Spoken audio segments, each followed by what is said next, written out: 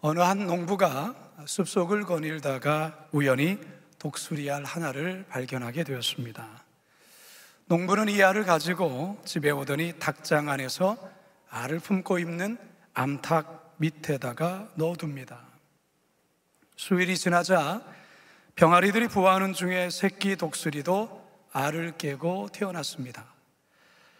독수리 새끼는 병아리들과 어미닭을 졸졸 따라다니며 땅에 떨어진 모이를 주워 먹고 물 한 모금 마시고 하늘을 쳐다보는 영락없이 닭처럼 행동을 했습니다. 점점 자랄수록 다른 닭들과는 비교가 되지 않을 정도로 몸집은 컸고 날개도 커졌지만 여전히 땅에 떨어진 모이를 주워 먹고 물 한 모금 마시고 하늘을 쳐다보았습니다. 가끔 날개를 퍼득거려 보기는 하지만 다른 닭들처럼 전혀 날 줄을 몰랐습니다. 어느 날도 떨어진 모이를 주워 먹고 물 한 모금 마시고 하늘을 쳐다보는데 공중에서 큰 독수리 한 마리가 두 날개를 펼치며 멋지게 비행하고 있는 모습을 봅니다. 이때 이 독수리는 두 눈이 휘둥그레지며 이렇게 혼잣말로 이야기를 합니다. 와, 저 새는 어떤 새길래 저렇게 멋지게 하늘을 날 수 있는 걸까? 나도 저렇게 날 수 있으면 좋겠다. 다시 땅에 떨어진 모이를 주워 먹고 또 먹다가 죽었다는 전설 따라 삼천리입니다. 여러분, 이 이야기가 주는 교훈이 무엇일까요? 사람은 자기가 누구인지를 아는 것만큼 행동하고 살아가며 그래서 운명까지도 결정되는 것입니다. 그리스도인들도 마찬가지예요. 성도들 자신이 누구이며 그리스도 안에서 나는 어떤 신분을 가졌는지에 따라서 닭처럼 살기도 하고 독수리처럼 살기도 하는 거예요. 바라기는 오늘 선포되는 말씀을 통해서 다시 한번 내가 누구인지 명확히 깨닫고 영적 창공을 훨훨 나는 이 시대의 영적 독수리들이 다 되실 수 있기를 주님의 이름으로 축원합니다. 첫 번째 따라 합시다. 우리는 은혜의 빚진 자입니다. 빚을 져보신 분들은 아시겠지만 늘 마음이 늘 불편하죠. 늘 답답한 마음이 있어요. 그 빚을 다 갚기까지는 솔직히 두 다리 뻗고 편히 잠을 자기가 쉽지 않습니다. 바울이 그랬습니다. 우리가 대하는 이 로마서 곳곳을 보면 바울은 자주자주 나는 빚진 자다라는 이야기를 합니다. 이것을 바울의 빚진 자 사상이라 그렇게 말을 하는데요.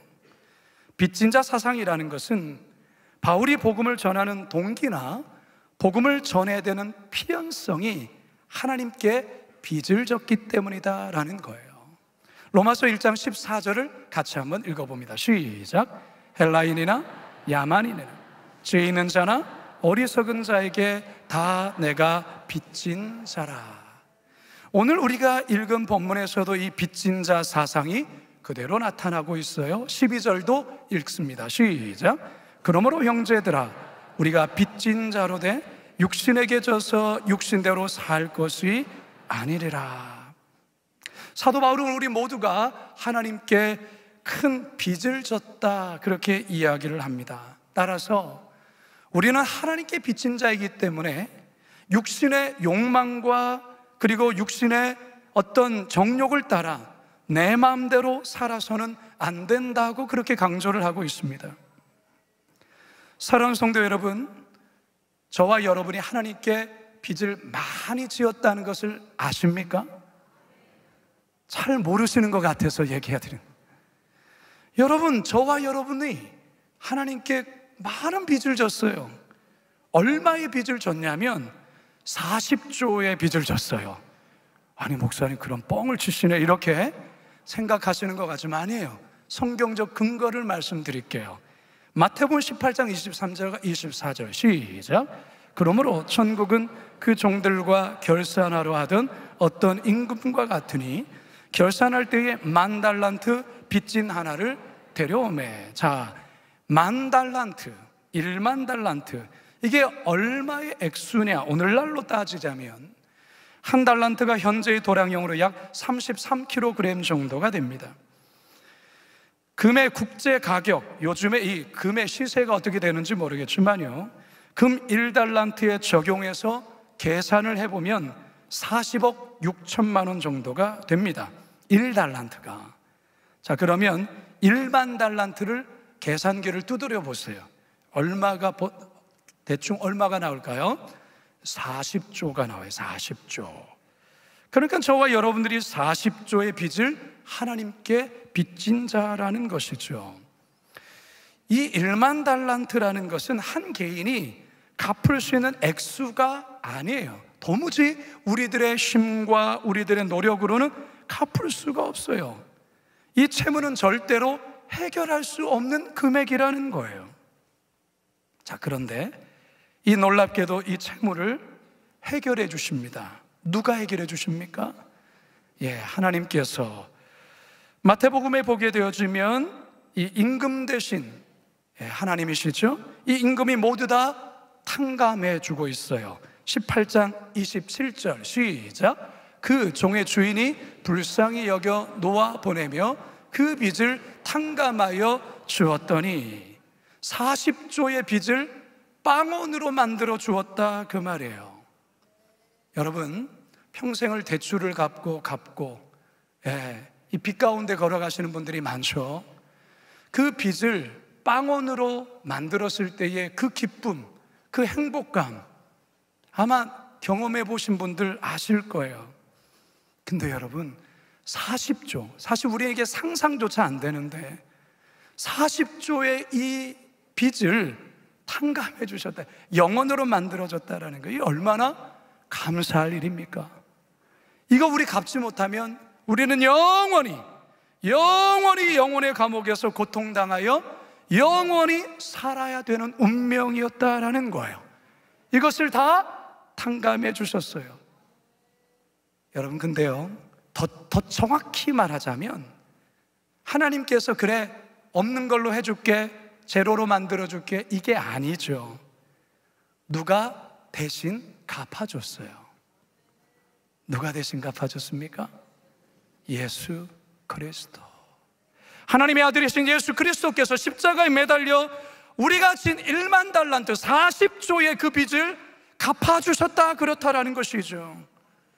그래서 우리가 이제는 빚이 없는 자가 된 거예요. 자, 그러면 이 엄청난 액수의 빚을 탕감받은 자로 우리가 어떻게 살아야 합니까? 우리는 다른 빚을 졌어요. 어떤 빚? 은혜의 빚. 한번 따라 합시다. 은혜의 빚. 은혜의 빚. 은혜의 빚을 진 빚진 자가 되었다, 그거예요. 따라서 우리는 이 은혜의 빚진 자로 평생을 살아가야 되는 것입니다. 어떻게 갚으며 살아갈 것인가? 그것은 바로 우리가 받은 이 은혜, 용납하심, 절대적인 사랑, 이것을 우리의 이웃을 향하여, 우리 하나님께서 불쌍히 여기는 그 누군가를 향하여 이 선을 행하고 복음을 전하고, 그러면서 사랑의 빚을 갚으며 살아가야 되는 것이 바로 저와 여러분의 삶이라는 것입니다. 로마서 13장 8절을 함께 읽습니다. 시작. 피차 사랑의 빚 외에는 아무에게든지 아무 빚도 지지 말라. 우리는 모두가 사랑의 빚을 진 자예요. 여러분, 이것을 기억하며 이 빚을 갚으셔야 돼요. 이 빚을 갚으며 사셔야 돼요. 그러면요, 이 세상이 지금보다 조금 더 밝아져요. 우리가 은혜의 빚진 자로 이 빚을 갚으며 살아갈 때 이 세상은 지금보다도 더 아름다운 세상으로 변하게 됩니다.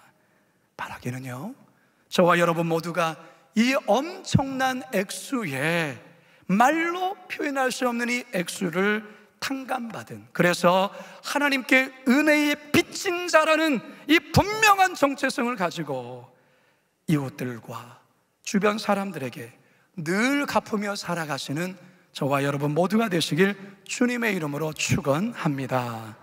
두 번째 따라 합시다. 우리는 하나님의 자녀입니다. 나비는 2번 태어난다라는 말이 있어요. 이게 무슨 말이냐? 나비는 첫 번째로 알에서 깨어난 후 애벌레로 태어납니다. 여러분이 꿈틀대는 애벌레 보셨죠? 연두색. 얼마나 열심히 이파리를 갉아먹는지 모릅니다. 근데 좀 징그럽죠? 아닙니까? 좀 징그럽긴 합니다. 어쨌든 이 나뭇잎을 먹으면서 무럭무럭 잘 자라죠.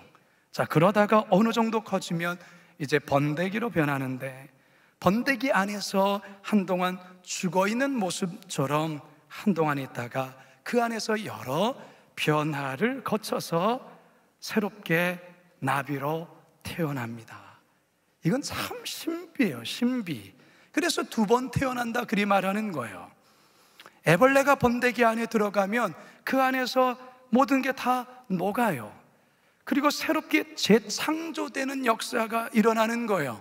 이 화면의 모습처럼 말이에요. 저렇게 아름다운 나비로 새롭게 탄생하는 거예요. 여러분, 교회를 다니는 성도도 2번 태어나야 된다는 아십니까? 진정한 그리스도인이 되려면 2번 태어나셔야 됩니다. 첫 번째 탄생은 언제입니까? 어머니 뱃속에서부터 태어나는 육적인 탄생을 의미하죠. 오늘 이 자리에 나오신 여러분 모두가 바로 이 첫 번째 탄생으로 여기 앉아 있는 거예요. 자, 그런데 2번째 탄생이 우리에게 필요해요. 2번째는 육적인 사람이 영적인 사람으로 다시 새롭게 태어나는 것을 말하는 것입니다.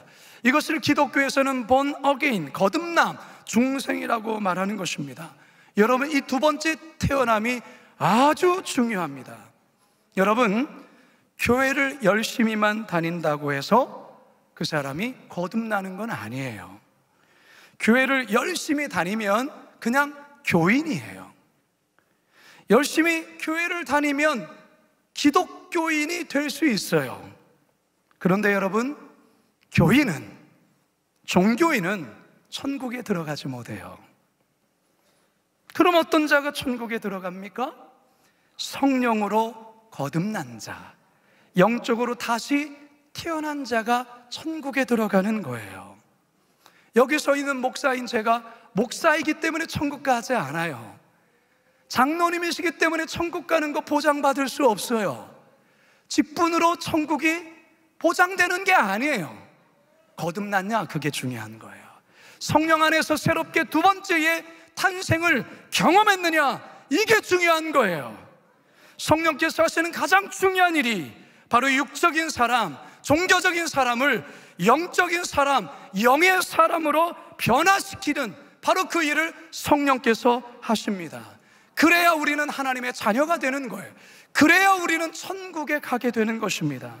사도 바울은 오늘 본문의 말씀을 통하여 우리들이 하나님의 자녀라는 사실을 이렇게 밝히고 있습니다. 14절입니다. 시작. 무릇 하나님의 영으로 인도함을 받는 사람은 곧 하나님의 아들이라.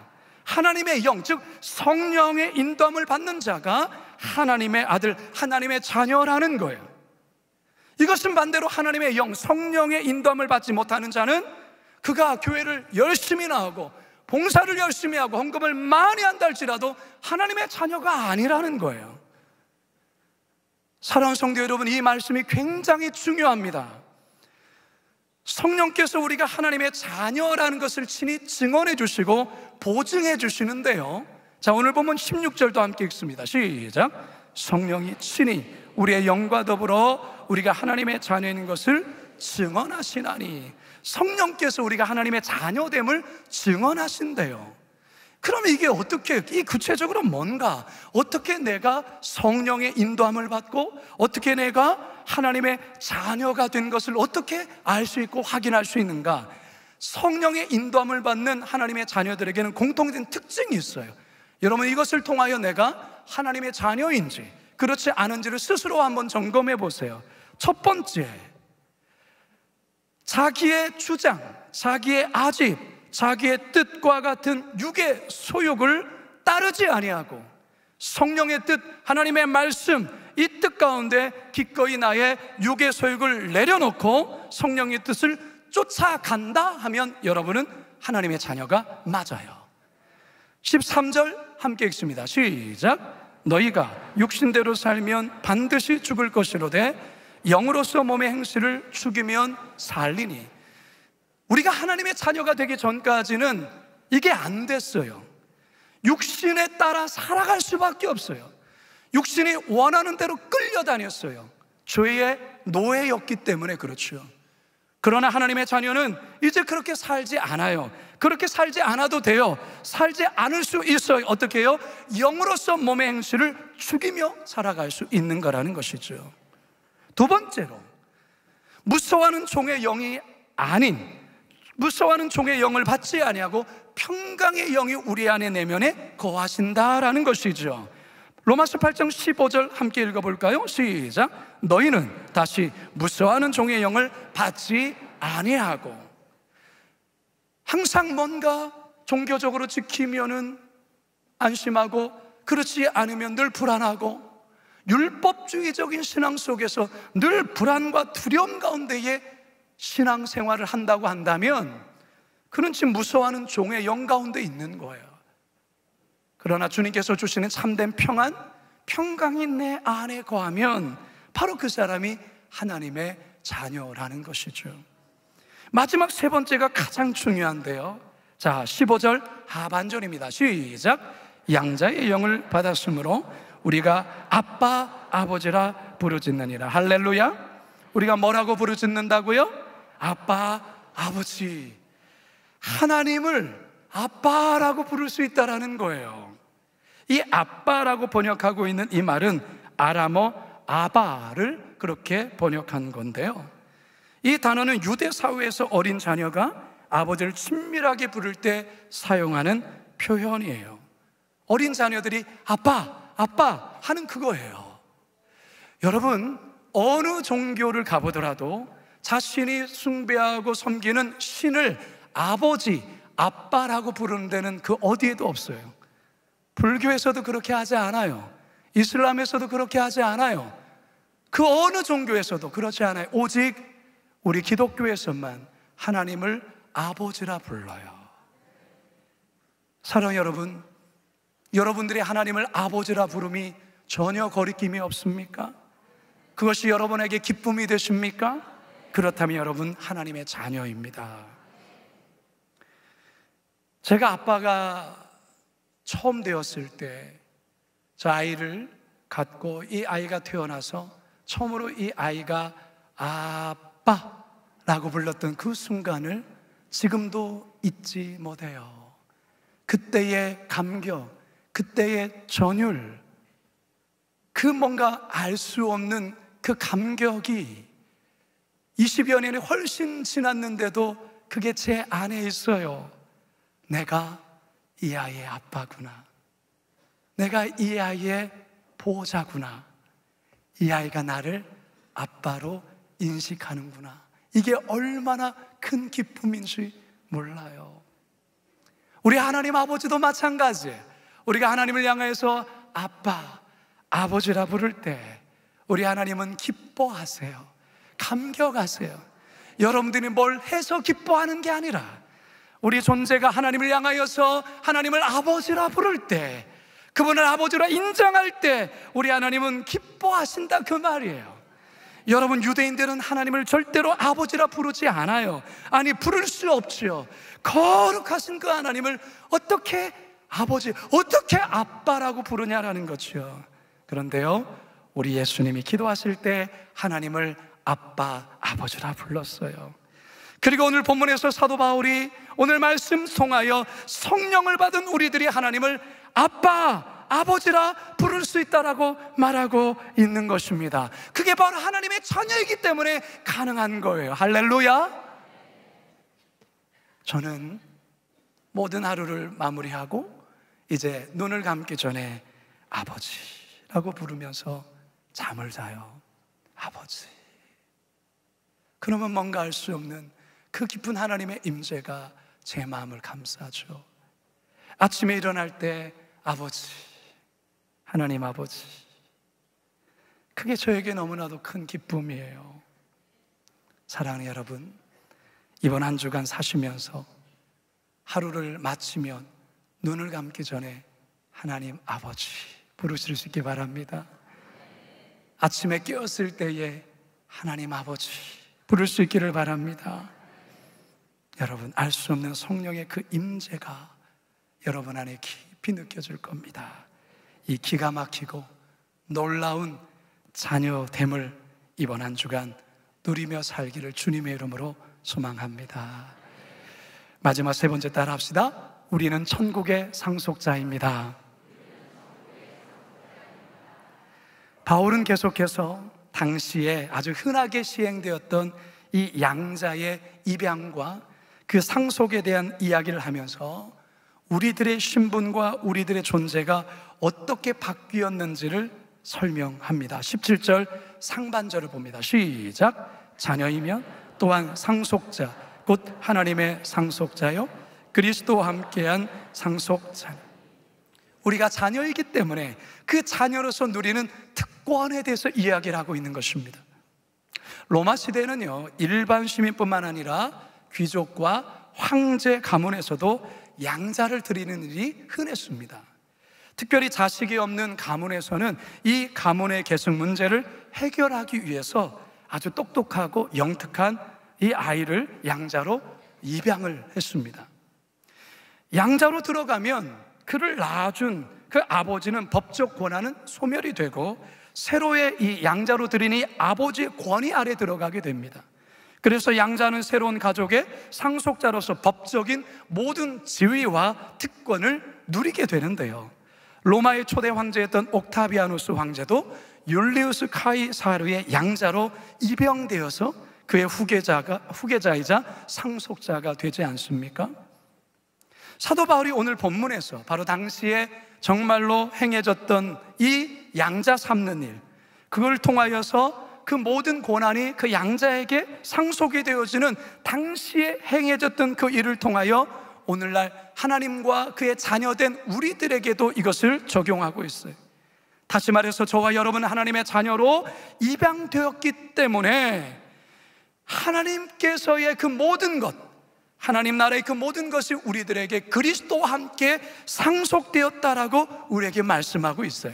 17절 다시 한번 읽어봅니다. 시작. 자녀이며 또한 상속자, 곧 하나님의 상속자요 그리스도와 함께한 상속자니 우리가 그와 함께 영광을 받기 위하여 고난도 함께 받아야 할 것이니라. 예수님께서 마지막 종말에 관한 말씀을 하실 때에 오른편의 양과 왼편의 염소에 대해서 비유를 하시고 마지막 때에 일어날 여러 많은 현상들을 이야기하셨을 때 그때에 이 상속에 대한 이야기를 이렇게 한 적이 있습니다. 마태복음 25장 34절입니다. 시작. 그때에 임금이 그 오른편에 있는 자들에게 이르시되 내 아버지께 복받을 자들이여 나와 창세로부터 너희를 위하여 예비된 나라를 상속받으라. 여러분, 우리가 받는 상속이 무엇입니까? 우리가 하나님의 자녀가 됨으로 말미암아 우리가 구체적으로 상속받는 게 무엇입니까? 먼저는 천국을 상속받는 것입니다. 하나님의 나라를 상속받는 것이겠죠. 그리고 그 나라에서 왕같은 제사장으로서의 놀라운 권위와 그리고 놀라운 지위를 누리게 되어지는 그러한 상속을 우리가 받게 되는 것입니다. 그리스도와 함께 영광을 상속받게 되는 것입니다. 할렐루야. 사실 우리가 정말로 죄의 노예로 말미암아 죄의 종으로 살다 죽을 수밖에 없는, 영벌에 처할 수밖에 없는 우리를 하나님의 자녀로 구원해 주신 것만도 너무나도 감사한데 그리스도와 함께 하나님의 그 모든 것이 상속된다라는, 여러분 이게 믿겨지십니까? 믿겨지시나요? 별로 여러분 표정은 잘 안 믿겨지는, 뭐 그럴 거라 생각합니다. 여러분, 세계적인 갑부이고 기업가였던 스티븐 잡스, 이분이 2011년에 췌장암으로 그리 나이 많지 않은 나이에 세상을 떠났습니다. 사망 당시 그의 자산이 당시 100억 달러라고 하는데 이게 우리나라 돈으로 환산하면 13조 정도라고 해요. 이거 다 써보지도 못하고 그는 그렇게 돌아가셨는데, 그의 사망과 함께 그의 대부분 재산이 다 그의 아내, 대부분이 그의 아내 로리나 파일 잡스에게 상속이 되고요, 그의 첫 번째 자녀인 리사 브레넌 잡스에게 상당한 금액의 유산이 상속이 됩니다. 여러분, 13조에서 11조만 돼도 얼마나 어마어마한 돈 아니겠어요? 여러분, 그의 아내나 그의 자녀가 그 돈 벌기 위해서 나가 일한 거 아니거든요. 그 번 거는 스티븐 잡스가 번 거예요. 그런데 자녀라는 이유 때문에, 아내라는 이유 때문에 그가 번 모든 재산이 그에게 상속이 되었다, 그 말이에요. 바로 이거예요. 우리가 하나님의 자녀라는 이유로 우리는 그리스도와 함께 천국의 상속자가 되었다라는 거예요. 여러분, 이게 말이 됩니까? 이게 여러분 상상이나 됩니까? 여러분, 우리가 방금 13조, 사실 여기는 우리가 이게 계산이 잘 안 돼요. 그냥 한 500억 정도만, 그것도 아니, 한 100억 정도로만 여러분에게 상속이 된다고 해볼 때 아마 여러분은 하루 종일 기쁨에 춤을 추며 다닐걸요? 근데 여러분, 13조, 그보다 더한 거, 그건 영원하지 않아요. 여러분, 그 돈 싸들고 여러분 같이 묻힙니까? 그거 들고 저 세상에 같이 갑니까? 그거 영원하지 않아요. 이 땅의 재산, 이 땅의 금물질적인 것, 이 땅의 그것은 이 땅에 살 동안에만 해당되는 거예요. 그런데 많은 그리스도인들이 마치 그것이 영원한 것처럼 착각하며 살아갈 때가 있다는 것이죠. 하나님 나라의 영원한 상속에 대해서는 별 관심 없고 이 땅에 눈에 보여지는 물질적인 것과 이 땅의 것에만 모든 관심과 마음을 기울이며 그렇게 살아간다라는 거예요. 하나님 나라의 것은 별로 가치를 못 느끼고 눈에 보여지는 실질적인 그 물질에 대한 가치를 담고 살아가는 그리스도인들이 얼마나 많이 있는지 몰라요. 사랑 여러분, 기억하십시오. 땅의 것은 병들고 쇠하고 사라져요. 그러나 저와 여러분들이 이후에 누릴 권세와 영광은 영원합니다. 할렐루야. 물론 예수님이 그리하였듯이 우리에게도 십자가 고난이 오게 되어요. 그 고난 함께 받아야 합니다. 자, 이 고난에 대한 내용은 제가 다음 주 주일날 자세하게 말씀을 드릴 거예요. 사랑하는 여러분, 저와 여러분은 하나님의 자녀임과 동시에 천국의 상속자입니다. 이 놀라운 권세를 아시고 깨닫고 누릴 수 있기를 주님의 이름으로 축복합니다. 이제 말씀을 마무리하려 합니다. 430년 동안 애굽에서 노예 생활했던, 종살이했던 이스라엘 백성들이 모세의 인도에 따라 하나님의 기적 같은 10가지 재앙을 통해서 이들이 출애굽을 하게 됩니다. 홍해가 갈라지는 기적을 경험했습니다. 만나를 경험했고 반석의 물을 마셨습니다. 이제 가나안 땅을 목전에 둔 상황이었습니다. 모세는 12정탐꾼을 가나안 땅에 보내서 그 땅이 어떠한지를 보고 보고하라고 합니다. 돌아온 10명의 정탐꾼, 모세 선생님, 가보니까 정말로 하나님 말씀하신 적과 꿀이 흐른 딸 맞습니다. 저희가 가져온 이 열매를 보십시오. 그런데요, 거기에 거인족이 살고 있습니다. 거인족이. 그리고 거기에 건물과 성이 너무 견고해요. 우리가 스스로 봐도 우리는 메뚜기예요, 메뚜기.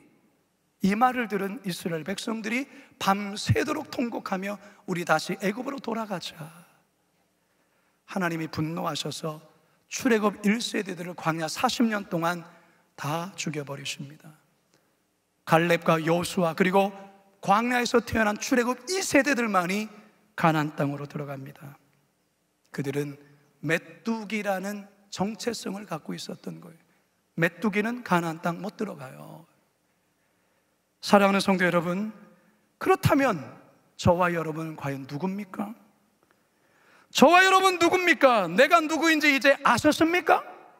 오늘 말씀을 통해 아셨어요? 여러분, 우리가 메뚜기가 아니에요. 우리는 죄종이 아닙니다. 우리는 하나님을 아빠, 아버지라 부를 수 있는 하나님의 자녀입니다. 저와 여러분은 그리스도와 함께 천국을 상속받게 된 천국의 상속자입니다. 따라서 우리는 이 땅을 영원한 것처럼 착각하며 살아가면 안 됩니다. 우리는 하나님께 은혜의 빚을 빈 자이기 때문에 이 은혜를 갚으며 살아가야 되는 거예요. 때로는 고난이 있다 할지라도 낙심해서는 안 되는 거예요. 여러분, 반드시 병아리나 메뚜기가 아니라 독수리처럼 천국을 훨훨 날아가는 믿음의 성도들 다 되시길 주님의 이름으로 축원합니다. 축원합니다. 축원합니다. 우리 시간 이 찬양 같이 한번 고백합시다. 우리는 주의 백성이오니 주의 그 큰 이름 선포합니다. 이곳 어두운 세상에 빛으로 부르신 그 주님을 찬양합시다.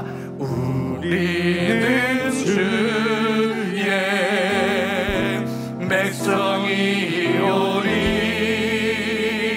백성이오니 주의 그 큰 이름 선포합니다. 이곳 어두운 세상에 빛으로 부르셨네. 주의 얼굴 구할 때 역사하소서. 우리 자리에서 다 같이 일어나셔서 찬양하며 나갑시다. 교회를 세우시고